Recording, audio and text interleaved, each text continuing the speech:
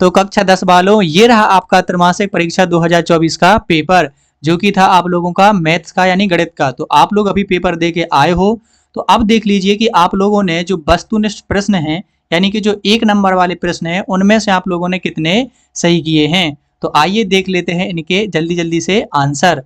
और प्रश्न number first है हमारा, सही विकल्प चुनिए। तो यहाँ पर हमें ये विकल्प दिए गए हैं, इनमें से सही आंसर को टिक करना है। तो पहला क्वेश्चन था AP 3 1 -1 -3 का सारवांतर। तो आपको पता है कि सारवांतर D बराबर होता है A2 माइनस के A1, मतलब आगे वाले पद में से हम लोग पीछे वाले पद को घटा देंगे।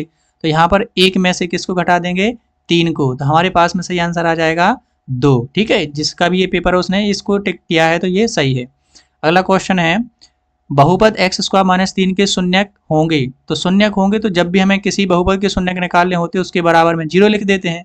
इसके बराबर में 0 लिखेंगे, इसको सॉल्व करेंगे तो आंसर आ जाएगा +-√3, यानी कि 1√3 प्लस में आएगा और 1√3 माइनस में आएगा। ठीक है, यही इसके आंसर हो जाएंगे।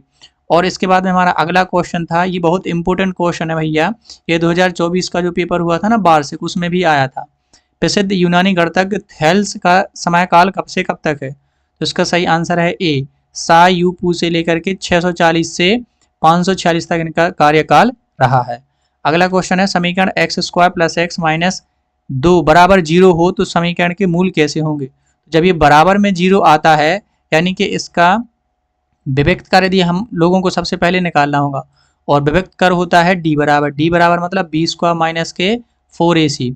अब इसमें हम लोग यहाँ से मान रख देंगे, यहाँ से मिलेगा हमें a का मान, यहाँ से मिलेगा b का मान और यहाँ से c का। तो इसमें रख देंगे a का मान कितना है, 1 का स्क्वायर, और यहाँ पर माइनस के b का मान भी 1 ही है, और ये 4, a का मान 1 है और c का मान माइनस के कितने हैं अपने पास में 2। तो इनको जब अपन लोग सॉल्व कर लेंगे तो 1 का स्क्वायर 1 हो जाएगा और 4 दूनी कितने हो जाएंगे 8, और ये माइनस का है तो प्लस का, 8 और 1 9, मतलब इसका आंसर आया 9, जो कि 0 से बड़ा है। तो इसका आंसर हो जाएगा के 2 वास्तविक मूल होंगे। ठीक है, कैसे मूल होंगे, वास्तविक मूल होंगे, 2 आंसर होंगे और दोनों की दोनों वास्तविक होंगे। ठीक है, चलिए देख लेते हैं अगला। तो अगला हमारे पास में क्या क्वेश्चन है, यदि a1/a2 b1/b2 बराबर c1/c2 है तो a1x + b1y + c1 बराबर 0, a2x + b2y + c2 बराबर 0 का हल होगा।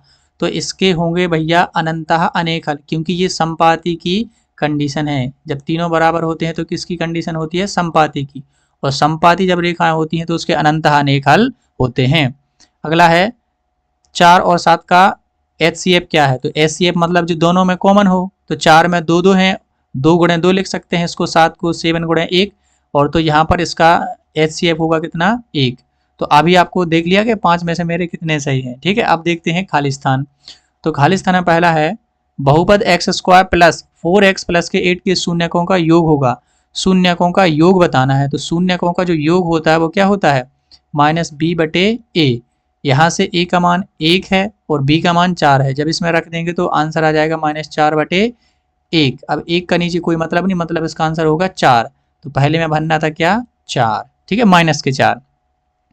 अगला है, किन्हीं दो धनात्मक पूर्णांकों a और b के लिए LCM × SCF होता है 2 संख्याओं का गुणनफल, मतलब a × b आपको भरना था। तीसरा है, एक द्विघात समीकरण में बहुपद के अधिक से अधिक शून्य कितने हो सकते हैं, तो 2 हो सकते हैं। द्विघात में 2 और त्रिघात में कितने होते हैं 3, है ना। आगे देखते हैं चौथा, समांतर श्रेणी 2 और 4 6 और 8 का 10वां पद। तो इसका 10वां पद कौन सा होगा, ये 20 होगा। ठीक है, अगला क्वेश्चन देख लेते हैं हम लोग। अगला क्वेश्चन अपने पास में है, ये तो बेसिक सी चीज पूछ लिया उन्होंने, भाज्य बराबर भाजक × भागफल प्लस में होता है शेषफल। तो ये इसने बिल्कुल सही किया। सभी व्रत कैसे होते हैं, समरूप। ये तो आपको पता ही है कि सभी व्रत कैसे होते हैं, समरूप। चलिए देखते हैं और आगे। तो इसमें से आपने जितने सही किए होंगे आपको पता चल गया होगा। अब देखते हैं हम लोग जोड़ियां। तो पहली जो जोड़ी थी ax + b, ये था हमारा रैखिक समीकरण, यानी कि ये पहला इसने सही किया है। ये कैसा था, पहला आंसर। चलो मैं थोड़ा कलर चेंज कर लेता हूँ, इसको रेड ले लेता हूँ, ठीक है, तब अच्छा लगेगा। तो फिर अगला था, श्रेणी 3 5 7 9 में सारवांतर है।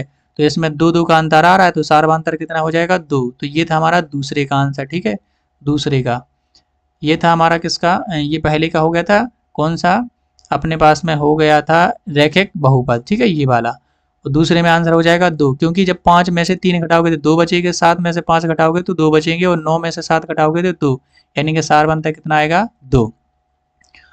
2x + 3y बराबर 5 के हलों की संख्या है। तो ये हमें एक 2 चर वाला रैखिक समीकरण दिया गया है, तो इसके हल होते हैं अनेक, यानी कि तीसरे का आंसर हो जाएगा अनेक। चौथे में x की घाते 3, यहाँ पर क्या लिखा है x की घाते 3, तो ये कैसा बहुपद है त्रिघाती, तो ये 4 का आंसर, इसके तो सारे सही निकल रहे हैं। ax² + bx + c बराबर 0 का विविक्त कर, तो इसका विविक्त कर होता है भैया b² - 4ac, जो कि अभी अपन ने किया था। श्रेणी a + d, a + 2d, a + 3d का nवां पद, तो ये है भैया इसका nवां पद, an बराबर होता है a + n - 1 × d, तो ये 6 वाला आंसर हो जाएगा। ठीक है, चलिए अब देख लेते हैं आगे। तो अब हमारे एक शब्द या एक वाक्य में उत्तर।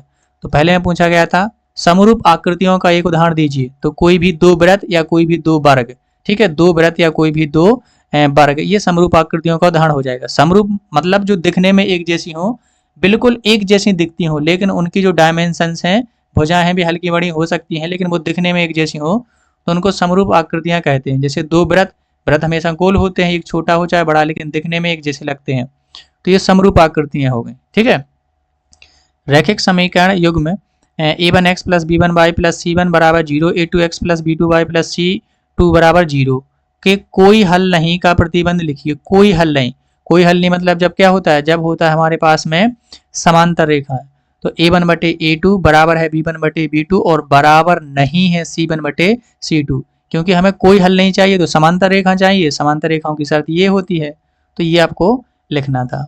2 आकृतियां जिनके आकार समान हो परंतु आवश्यक रूप से अमाप, यानी कि उनकी जो माप है वो समान ना हो, क्या कहलाती हैं समरूप आकृतियां।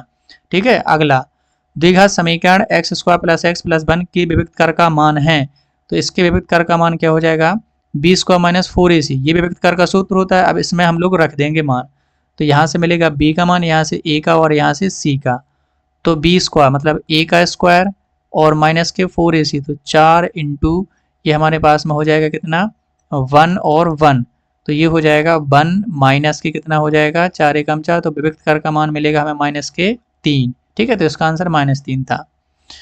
अगला है द्विघात समीकरण का मानक रूप, तो द्विघात समीकरण का मानक रूप ये बिल्कुल सही लिखा है ax² + bx + c बराबर 0।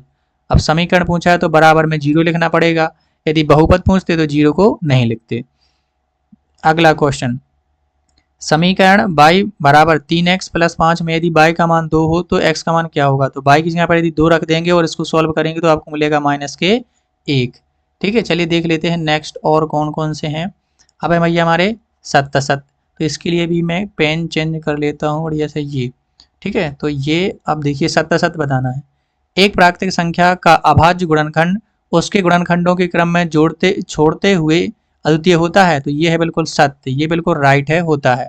घात 1 वाले बहुपद को द्विघाती बहुपद बोलते हैं, नहीं रैखिक बहुपद बोलते। सभी सर्वांग सम आकृतियां समरूप होती हैं परंतु इनका विलोम सत्य नहीं है, बिल्कुल सत्य, क्योंकि सर्वांग सम आकृतियां दिखने में तो एक जैसी लग जाएंगी, लेकिन समरूप आकृतियां सर्वांग सम नहीं होंगी, क्योंकि वो हल्की बड़ी भी हो सकती हैं। एक द्विघात समीकरण ax² + bx + c बराबर 0 में 2 भिन्न वास्तविक मूल होते हैं यदि b² - 4ac का मान 0 से बड़ा हो, तो ये भी बिल्कुल सही है। 0 से बड़ा होगा तो वास्तविक, बराबर होगा तो बराबर मूल होंगे, और यदि 0 से छोटा होगा माइनस में होगा तो कोई मूल नहीं होंगे। अगला a1/a2 बराबर नहीं है b1/b2, इस स्थिति में रैखिक समीकरण इतने इतने संगत हल होता है, तो बिल्कुल राइट है, क्योंकि ये प्रतिच्छेदी रेखाओं की शर्त है, प्रतिच्छेदी में संगत होता है। छठवां है बहुपद ax² + bx + c के शून्यकों का, अब यदि यहाँ पर गुणनफल लिखा है तो c/a हो जाएगा, यानी कि सत्य हो जाएगा। अब यानी यहाँ पर योगफल लिखा होगा, क्या लिखा होगा योगफल, तो योगफल होता है -b/a, तो यहाँ पर दिख नहीं रहा है, तो आप लोग या तो गुणनफल समझ लीजिए या योगफल। अब यदि आप लोग के पेपर में योगफल लिखा है तो -b/a होता, और गुणनफल लिखा है तो c/a, तो बिल्कुल ये सत्य होगा।